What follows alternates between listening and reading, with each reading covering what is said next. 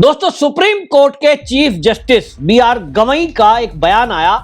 उन्होंने मन की बात में यह बात बोली कि मुझे सबसे ज्यादा संतुष्टि बुलडोजर एक्शन को रोकने पर मिली थी।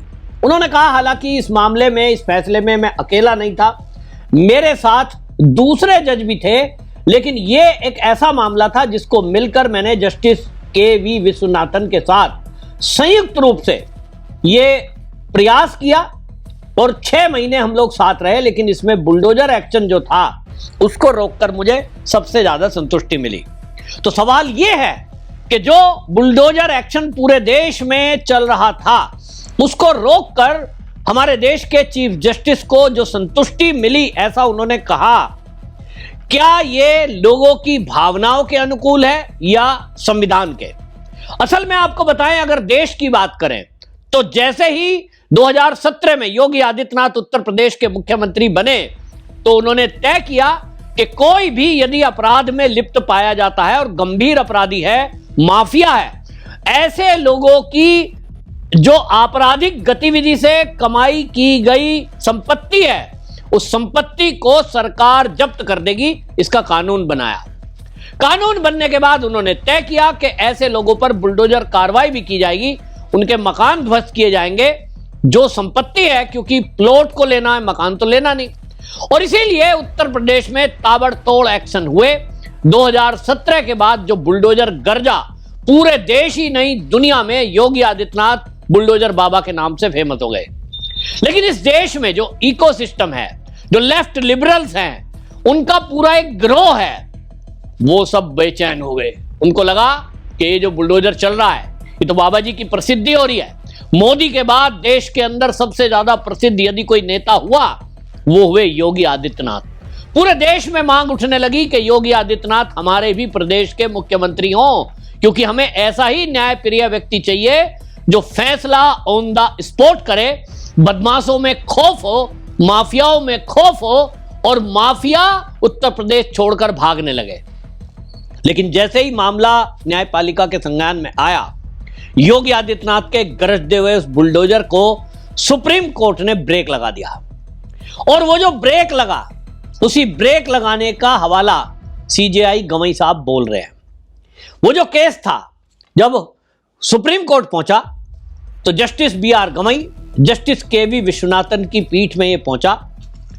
पूरी जिरह और उस सब के बाद जस्टिस गवई ने इस मामले में जो फैसला दिया, उसमें योगी आदित्यनाथ का जो बुलडोजर एक्शन था उस पर पूरी तरह तो रोक नहीं लगी, लेकिन अधिकांश मामलों में उस पर रोक लगा दी। कानून की दृष्टि से देखेंगे, संविधान की दृष्टि से देखेंगे तो जो बी.आर. गवई साहब कह रहे हैं, कहीं ना कहीं लगता है कि बी.आर. गवई साहब के द्वारा जो निर्णय दिया गया है वो कानून सम्मत है, कानून के अनुसार है। अगर वो जज की कुर्सी पर हैं और उनको कोई फैसला देना है तो वो वही फैसला देंगे जो उनकी न्याय की किताब कहती है, हमारा संविधान कहता है। तो संविधान कहता है कि यदि किसी का मकान तोड़ना है तो पहले उसको नोटिस दिया जाए, मकान तोड़ने का कारण बताया जाए, यदि संपत्ति अवैध है उसी स्थिति में मकान तोड़ा जाए। कोई अपराधी है, अपराध की सजा उस अपराधी को मिलेगी, ना कि पूरे परिवार को।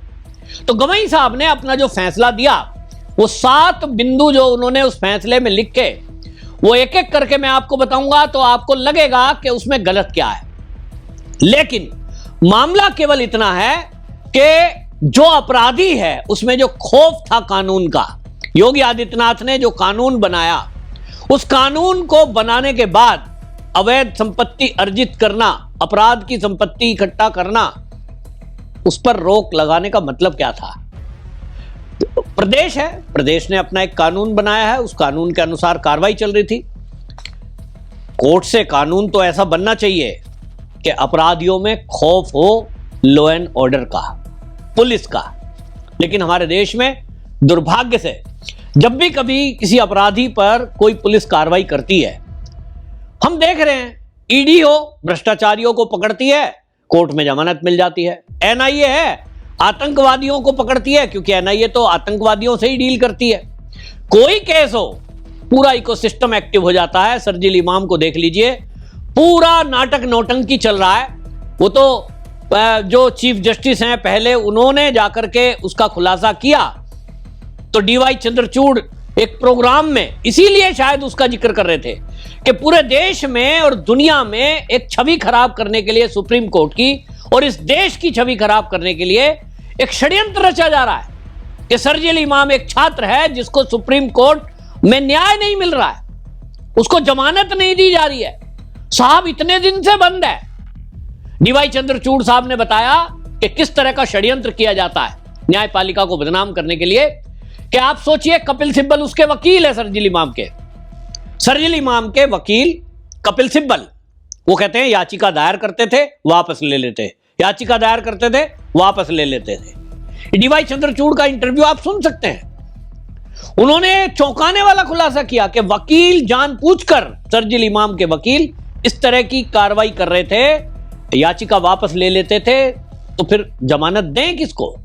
लेकिन रिकॉर्ड बनाना है कि हमने 15 बार याचिका लगाई, हमने 25 बार याचिका लगाई और दुनिया में हमारे देश की न्यायपालिका को बदनाम करना है। ये षड्यंत्र चल रहे हैं। इसी तरह जब बुलडोजर एक्शन बाबा जी का चल रहा था, पूरी दुनिया में यह कहा जा रहा था कि देश के अंदर धर्म देखकर ये जो भगवाधारी हैं, ये जो बीजेपी सरकार है, यहां एक्शन कर रहे हैं, वहां तो न्यायपालिका कुछ है ही नहीं, कोई सुनने वाला नहीं है भारत के अंदर। वहां जो न्यायपालिका है इसके ऊपर प्रेशर बनाया गया। राहुल गांधी, विपक्षी पार्टी, आपने सुना होगा, वो सब कहते थे कि भारत के जो जज हैं वो तो साहब केंद्र सरकार के दबाव में है। राम मंदिर का फैसला आने के बाद से कांग्रेस ने खुल करके जज साहब को बदनाम करने की कोशिश की कि साहब कोई फैसला हुआ होगा, कोई समझौता हुआ होगा, कोई डील हुई होगी। कपिल सिब्बल खुलकर सोशल मीडिया में कहते थे। तो इस तरह की चीजें की गई। तो अब आपको बताएं कि गवई साहब का जो बयान आया, बात तो यह है कि संतुष्टि मिलना जज को हर न्याय के फैसले को देते समय होना चाहिए, होता ही होगा कि कोई भी जज यदि किसी फैसले में फैसला सुनाते समय ऐसा फैसला सुनाता है जो न्याय संगत है, व्यक्ति को राहत देने वाला है। रोज कोर्ट में फैसले होते हैं, निचली अदालत से लेके हाई कोर्ट से लेके सुप्रीम कोर्ट। अगर पर डे केस की फाइनल करने की आप रिकॉर्ड करेंगे तो हजारों ऐसे फैसले होते होंगे जो प्रतिदिन किसी ना किसी जो फैसले कोर्ट में केस चल रहे हैं उनको फाइनल करते होंगे, फाइनल डिसीजन देते होंगे। कुछ तो लोगों को न्याय मिलता है, कुछ के साथ अन्याय भी होता है, कोई लोग संतुष्ट नहीं होते। लेकिन ये जो न्याय होता है, जज की अंतरात्मा क्या कहती होगी कि हाँ, मैंने आज इस व्यक्ति के साथ न्याय किया। तो ये पहली बार नहीं है कि BR गवई साहब ने किसी एक केस में ऐसा काम किया हो कि उनको संतुष्टि मिली हो। लेकिन गौर करने वाली बात यह है कि उनका यह बयान देना ये सोची समझी रणनीति है, ऐसा मुझे लगता है। BR गवई को यह बयान ना भी देते तो काम चलता, लेकिन उन्होंने दिया क्योंकि मेरा अपना निजी मामला है जो मुझे लगता है, गलत भी हो सकता है, मैं कोई ज्योतिषी नहीं हूं, लेकिन मुझे लगता है कि BR गवई साहब अपने रिटायरमेंट के बाद की भूमिका बांधने में लगे हुए हैं।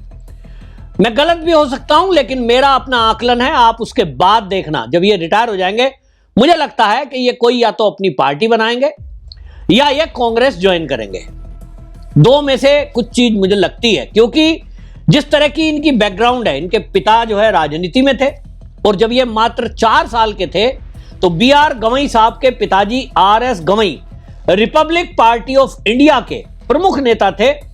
और वो जो है, आपको जान के आश्चर्य होगा कि 1964 से लेके 1994 तक महाराष्ट्र की विधान परिषद के सदस्य रहे। यानी गवई साहब जब 4 साल के थे तो इनके पिताजी विधान परिषद के सदस्य बन गए और फिर उसके बाद वो सांसद भी रहे 1998 में अमरावती से। फिर उसके बाद राज्यपाल बने बिहार के। तो सवाल यह है कि BR गवई साहब का जो बचपन है, 4 साल में पिताजी राजनीति कर रहे हैं, तो बचपन से लेके और अब तक उन्होंने राजनीति देखी है, उनके DNA में राजनीति है। तो आपने ध्यान किया होगा, इनका एक बयान आया था मीडिया में जब ये CJI बने, तो इनको कहा गया मीडिया के द्वारा दूसरे दलित CJI बने। तो इन्होंने कहा नहीं, दूसरा तो दलित, लेकिन पहला मैं बौद्ध हूं। इसका मतलब इशारा बिल्कुल साफ है CJI साहब का कि वो बौद्ध अपने को बताना चाहते हैं, कहलवाना चाहते हैं दलित नहीं। और यही एक पॉलिटिक्स का हिस्सा है, यही एक भूमिका है। इसी तरह से आप देखिए अभी भगवान विष्णु को लेकर जो टिप्पणी उन्होंने की है कि जाओ अपने भगवान से कहो कि अपने मामले को खुद ठीक कर ले, ये हिंदू देवी देवताओं का अपमान इनके द्वारा, ये एक सोची समझी रणनीति है। जो बौद्ध धर्म के मानने वाले हैं वो सब ऐसे नहीं है।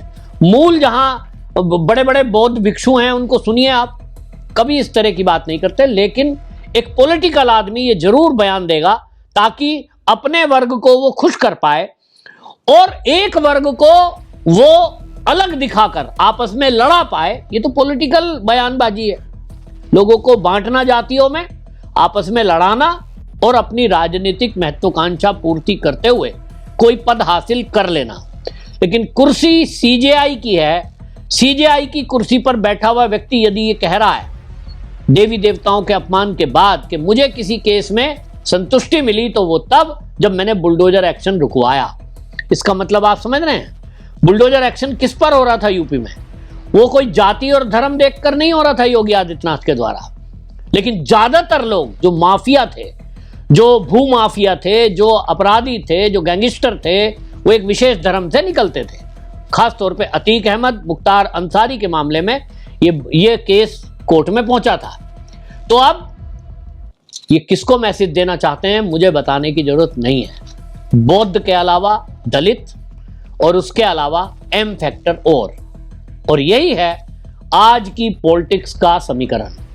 कोई MY समीकरण करता है, कोई MD समीकरण कर रहा है, कोई MB समीकरण कर रहा है। BR गवई साहब कौन सा समीकरण बिठाना चाहते हैं ये तो रिटायरमेंट के इनके बाद ही पता चलेगा।